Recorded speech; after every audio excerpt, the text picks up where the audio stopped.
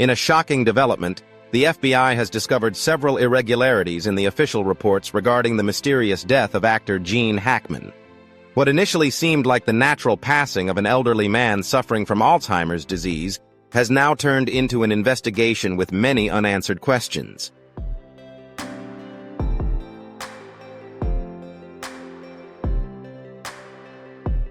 Federal agents have discovered several inconsistencies in the medical reports, forensic findings, security camera footage, and even the timeline of events leading up to Hackman's death. These findings not only raise doubts about the cause of death, but also compel authorities to reconsider all factors surrounding the case.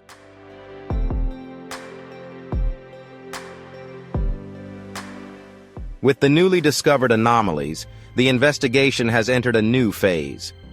FBI experts are continuing their work to uncover the truth, find the unclear points, and answer the unresolved questions. Was Hackman's death truly just an accident, or is there a dark truth being hidden?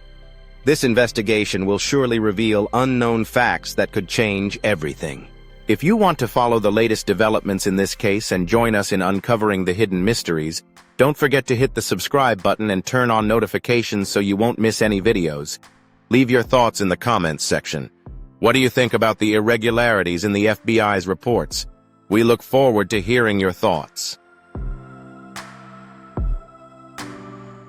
New Mexico, a cold morning. The wooden house where Gene Hackman and his wife Betsy Arakawa lived stood quietly under a gray sky. No one could imagine that inside, a silent tragedy had occurred. When the police received the call, they never expected to witness such a strange scene. Hackman, one of Hollywood's greatest actors, had passed away, and so had Betsy Arakawa. But what really happened in that house?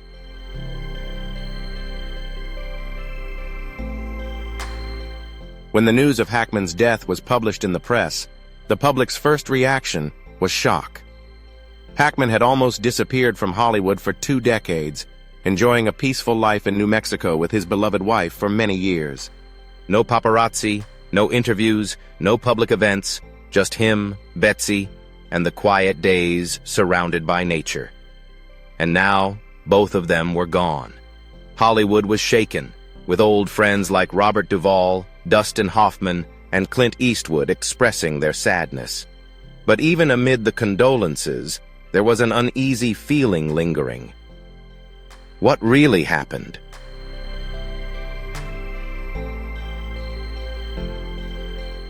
According to the initial report, Hackman died from heart disease. It was said that in the final week of his life, he had become disoriented due to Alzheimer's. No one found him until it was too late. Betsy Arakawa, his wife, was also found dead, with the cause determined to be the hantavirus, a rare disease transmitted by rodents. The two had passed away just days apart. For many, this might seem like a heartbreaking yet plausible tragedy. However, the police don't think so. They haven't closed the case yet. There are still inconsistencies.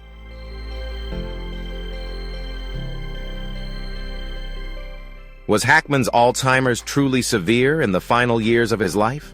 Hackman rarely appeared in public, leading many to believe he had advanced Alzheimer's. However, his friends and neighbors tell a different story. They say Hackman remained sharp. He still drove to the supermarket, chatted with acquaintances, and even wrote some notes for the book he was working on. So why does the report say he had been disoriented for an entire week before his death? If Hackman wasn't suffering from severe memory loss, why didn't he call for help?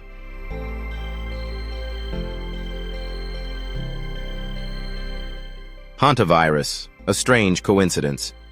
Hantavirus is an extremely rare disease in the United States, transmitted through the feces or urine of rodents. However, the number of people who have died from this virus over the past decade can be counted on one hand. Strangely, Betsy Arakawa wasn't someone at high risk of infection. She didn't work in areas with high risk.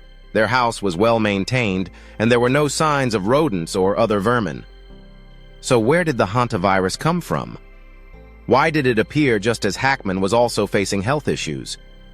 Could this be a coincidence?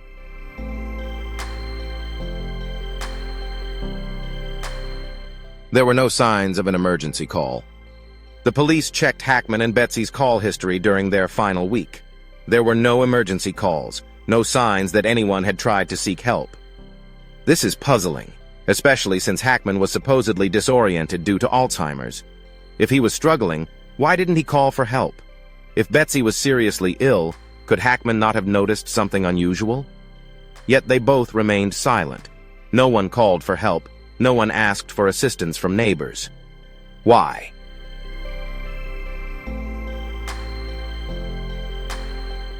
What did the police say? Although the official cause of death has been announced, investigators have not closed the case. An anonymous officer revealed to the media, "There are gaps, there are irregularities, and until the police find a reasonable explanation, they will continue investigating to uncover the truth about what really happened in the home of Gene Hackman and Betsy Arakawa." Will Hollywood accept this as just a natural tragedy, or is there another truth being kept hidden?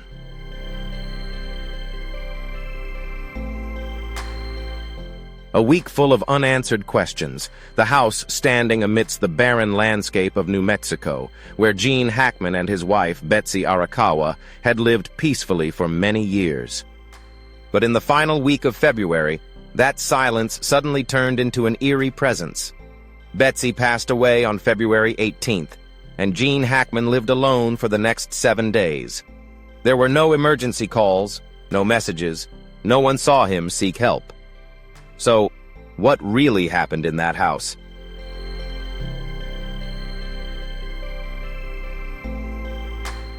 A 95-year-old man surviving for an entire week in complete silence, despite being a Hollywood icon, a strong man with a legendary career, age is merciless to anyone. Medical reports state that Hackman became disoriented due to Alzheimer's after his wife passed away. But this only raised further suspicions with the police. If Hackman was truly so severely affected by Alzheimer's that he was unaware of his surroundings, how could he have survived an entire week in these circumstances? No one saw him leave the house. No one heard any sounds. There were no signs of unusual food or water consumption. Could a 95-year-old man care for himself in a state of disorientation for 7 days without any help? With no emergency calls, why didn't Hackman seek assistance?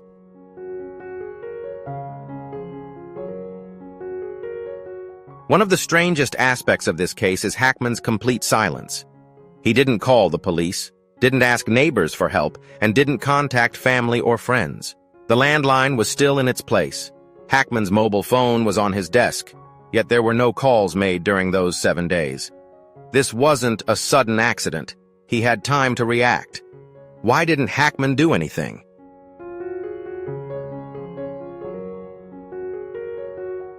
The police checked the kitchen and refrigerator in Hackman's house. There were no signs that meals had been prepared during the past week. They inspected the sink, bathroom, but there were no signs of water being used more than usual. The doors were still locked from the inside. So what did Hackman do during those 7 days? Was he truly alive during that week? Or had he passed away earlier without anyone knowing?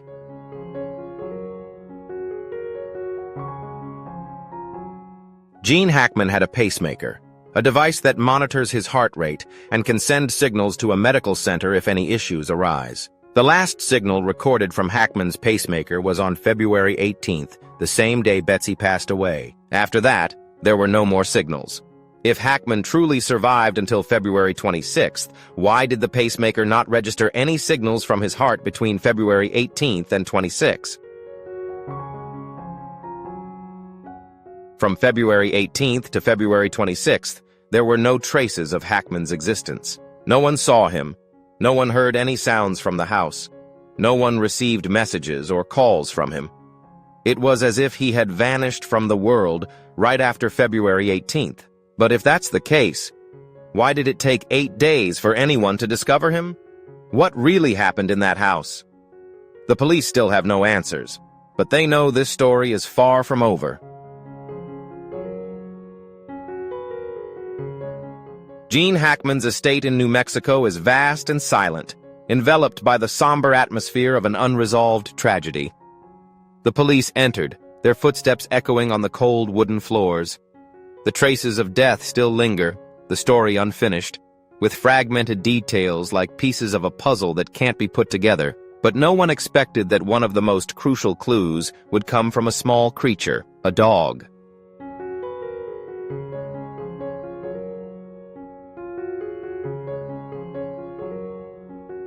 During the search of the house, the police discovered something strange in Hackman's master bathroom. The cabinet door was closed, showing no signs of forced entry, nothing suspicious. But when an investigator opened the door, a horrifying scene unfolded before their eyes. Inside, in a small cage, Zena, Hackman's dog, was dead.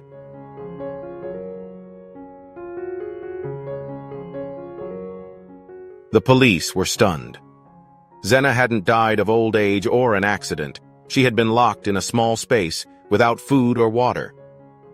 But what was even more bizarre was, why was Zena there? Who had placed her in that cabinet? Gene Hackman had 3 dogs. Zena, a small dog that was closest to Betsy Arakawa, Bear, a large dog with a strong appearance, and Nikita, another large dog. Strangely, only Zena had died, while Bear and Nikita were still alive, though they appeared frantic. Bear and Nikita avoided human contact, whining and showing signs of distress. When the police approached them, both trembled, huddling against the wall as if they had witnessed something horrifying.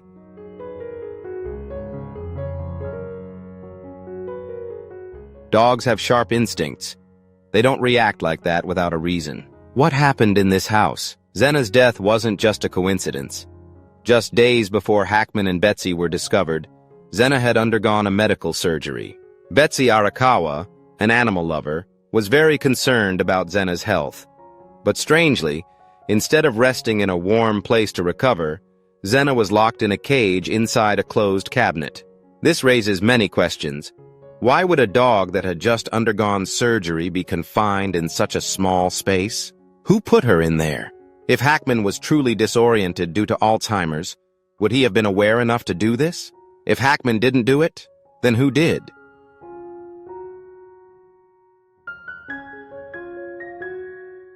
There is one thing that confuses the police even more. Hackman lived alone in this house for 7 days after his wife passed away. There were no emergency calls, no messages sent out. But if Hackman truly lost consciousness due to Alzheimer's, how could he have functioned normally during those 7 days? Moreover, Zena died during this time, meaning she was locked in the cabinet while Hackman was still alive. Did he do this, or did someone else place Zena in the cabinet?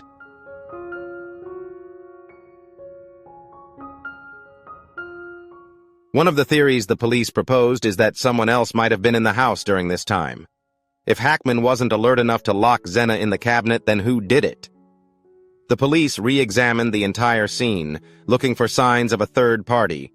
There were no signs of forced entry, no security cameras recording anyone coming in or out, and no strange fingerprints found in the house. If someone did enter the house, how did they manage it, and what did they do? Could Zena have been a witness to a horrific truth she wasn't supposed to see?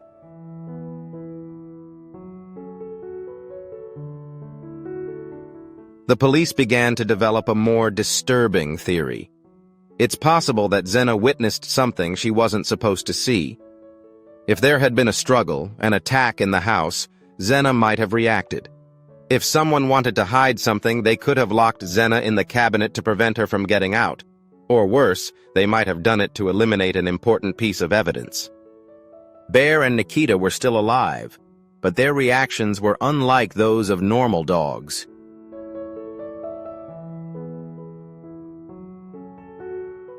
The traces from Zena's surgery, could they be connected?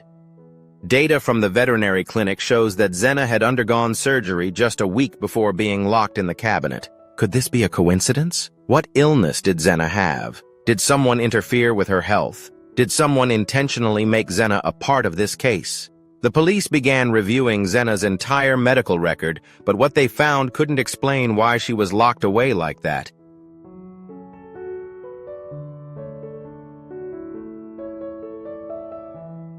What really happened in this house? The signs from Zena's surgery, could they be connected? Data from the veterinary clinic shows that Zena had undergone surgery just a week before being locked in the cabinet. Could this be a coincidence? What illness did Zena have? Did someone interfere with her health? Did someone intentionally make Zena a factor in this case? The police began reviewing Zena's entire medical record, but what they found couldn't explain why she was locked away like that.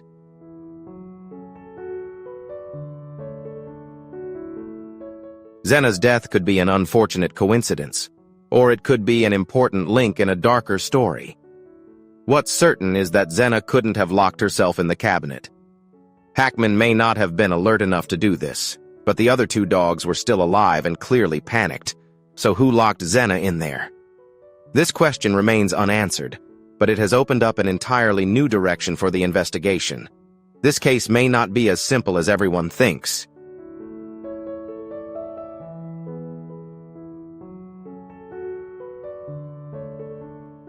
Don't forget to share this video with your friends and family if you want to uncover the secrets behind this shocking case together. Every share helps spread this story further and attract the necessary attention. Join our community to help us uncover the truth. Hit like if you agree that there's something suspicious behind Gene Hackman's death, and don't forget to leave your thoughts in the comments.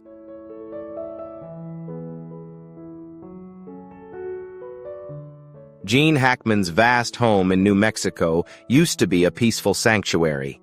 But now it's nothing more than a crime scene full of mysteries where two people died without anyone knowing exactly what happened. Every clue leads to the same question. What really happened to Betsy Arakawa before she passed away? And to answer that question, the police began re-examining the most important piece of evidence: her phone.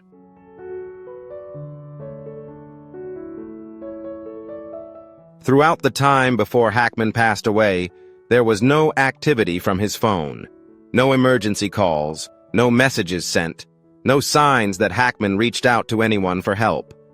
If he truly had Alzheimer's, as the official report stated, his lack of phone use could be explained, but at the same time it raises another question. Was he truly completely disoriented, or did someone take his phone? If he wasn't alert enough to use the phone, then who was in the house with him during that time?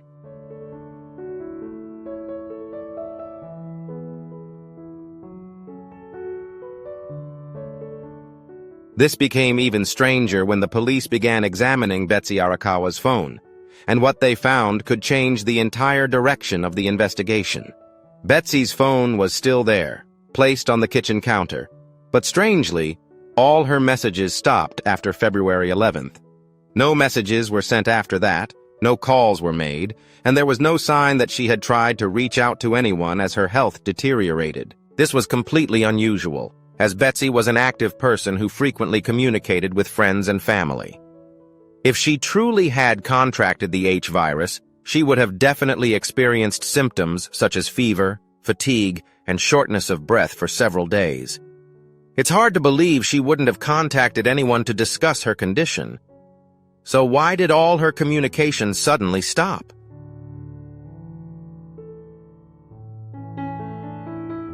The police continued to review her message history and discovered something strange. In her last messages, Betsy had texted a close friend on the morning of February 11th. The message was nothing out of the ordinary, just a casual conversation. "I'm feeling a little tired today. Probably just exhaustion. Talk later." Her friend replied to check on her but received no response, and then complete silence. This led to an important question. Was Betsy really just feeling tired on February 11th, or was she already sensing the onset of something much worse? If she had the H virus, why was there no indication that she tried to seek help from anyone?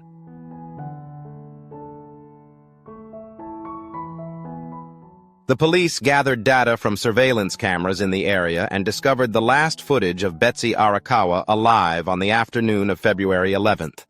She was seen at a pharmacy in Santa Fe, about a 15-minute drive from her home. She was wearing a thick gray coat, purchasing some cold medicine, hand sanitizer, and a large bottle of water. She left the pharmacy around 3:40 p.m. and drove back home. That was the last time she was seen alive. Why did she go to the pharmacy? Was she feeling unwell? Did she suspect she might be sick, or was she just trying to buy medicine for Gene Hackman? No one knows the answer.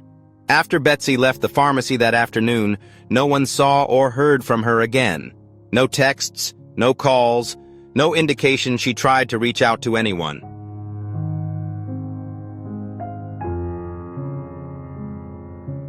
If Betsy really had the hantavirus, she should have experienced symptoms in the days leading up to her death. But if that were the case, why was there no sign that she had tried to reach out to anyone? And an even more important question, did her phone truly stop functioning after February 11th, or had someone erased the traces? The police began examining hidden data on the phone, searching for any deleted calls or hidden messages. But before they could do that, another discovery changed the entire case.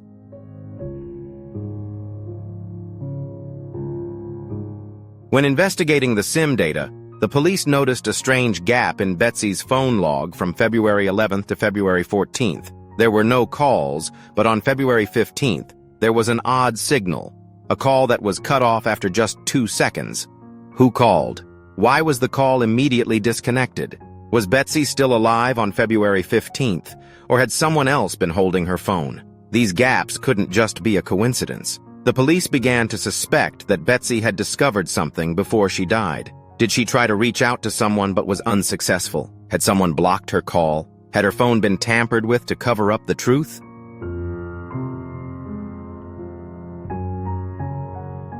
The deeper the police dug into the case, the more they realized that things were far from as simple as they had initially thought. Gene Hackman's death could just be a part of a much larger mystery, and if Betsy's phone had indeed been tampered with, it meant someone had deliberately covered something up. The only question left was, what was it?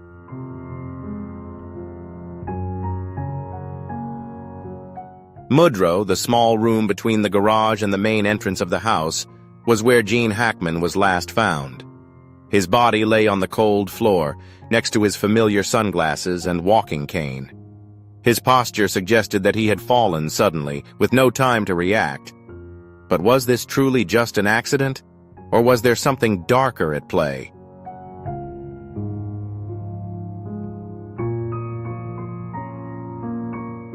The locked room showed no signs of forced entry, but there was no one inside. As soon as the police entered the scene, they realized something important. There were no signs of a struggle, no indication of items being disturbed.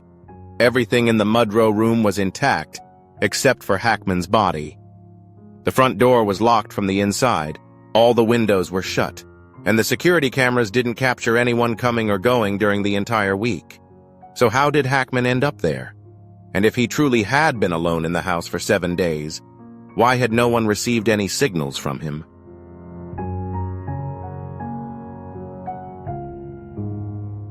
Hackman's appearance when found suggests something unusual. He showed no signs of trying to get up. His walking cane was still placed right beside him with no indication it had been discarded or fallen to the floor.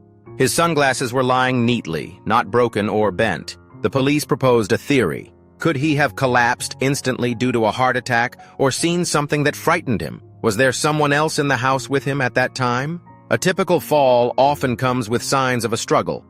One hand reaching out to maintain balance, scratches on the floor. But here, there was nothing.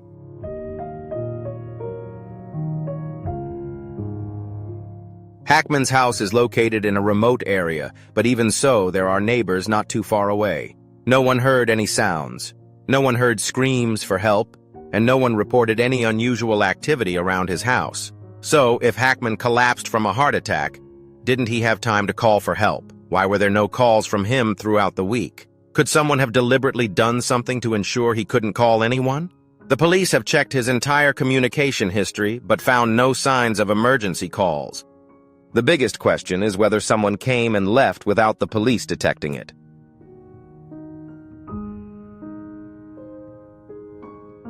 When checking the security cameras around Hackman's house, the police discovered a gap in the data on February 18th, the day the last signal from Hackman's pacemaker was recorded. Does this mean that someone visited on that day? Did they meet with Hackman? Were they involved in his death? What did they do during the time the cameras failed to record any activity? Even more strangely, from February 18th to February 26th, the security cameras recorded no movement in the house. Does this mean Hackman was lying there for an extended period without anyone knowing? Or did someone erase the footage to cover something up?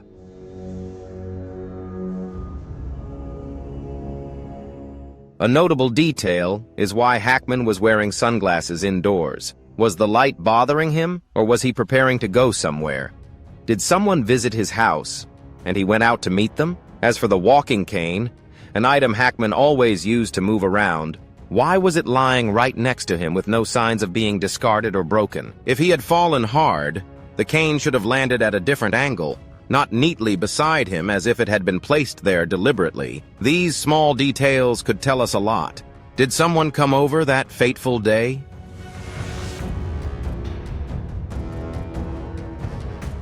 With all of this in mind, the police began to wonder, did someone visit on February 18th? Could this person be the cause of Hackman's fall? How did they leave without leaving any trace? If someone was indeed in the house, they may have manipulated the scene to make everything appear as a natural accident. The police are examining every piece of the puzzle, but the deeper they dig, the more unanswered questions they find. And as they continue to uncover the secrets within the house, a terrifying truth begins to surface.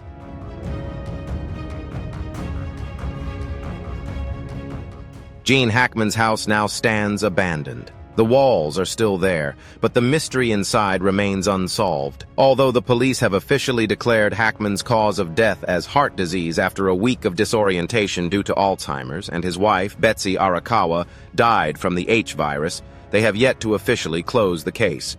There are too many gaps in this story, and something is being left unsaid. The police have sent Zena's body for a forensic examination.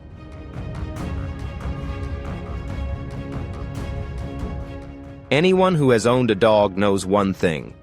If something unusual happens in the house, they will react. But instead of being found in the living room or the yard, where Zena could run or bark to alert others, it was locked in a cabinet in the bathroom, an extremely unusual location. Who locked Zena in there? Was it locked before Betsy died, or was it locked after Hackman fell? The other two dogs, Bear and Nikita, are still alive but in a state of panic, unwilling to leave their owner, always appearing timid and showing signs of extreme stress. This raises an even more terrifying question. Could something have happened in this house that the three dogs sensed? And if Zena was truly poisoned, could that be evidence that someone intentionally staged everything?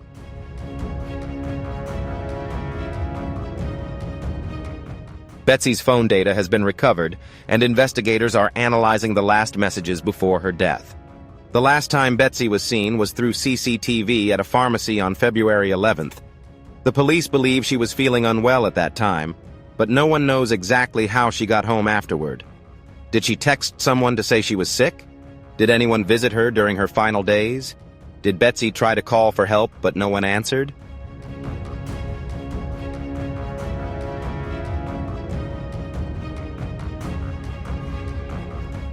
Strangely, after February 11th, there was no activity on her phone. No calls, no messages, no sign that she had contacted anyone. An unusual silence. Hackman's phone was also completely empty, with no calls made in the 7 days after his wife's death. Does this make sense? An Alzheimer's patient may forget many things, but survival instincts remain. If Hackman knew his wife had passed away, why didn't he try to call anyone? Or did someone make sure he couldn't do that?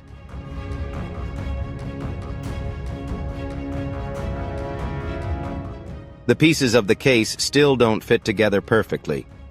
Let's review all the anomalies. Betsy died from the H virus, a rare disease transmitted by rodents, but no one knows exactly when she contracted it. Hackman lived alone for 7 days without asking for help, which seems unreasonable for someone in the late stages of Alzheimer's. Zena, the dog, was locked in a closet and died mysteriously, while the other two dogs survived but were traumatized. There were no signs of forced entry, but the security cameras had a gap in the footage on February 18th. So, what really happened?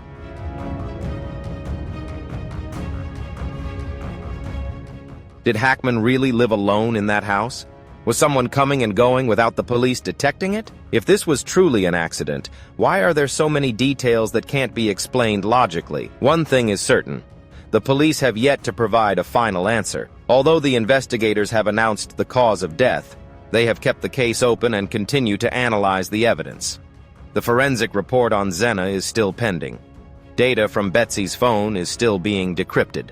Experts are still examining the security camera footage to see if there are any signs of tampering.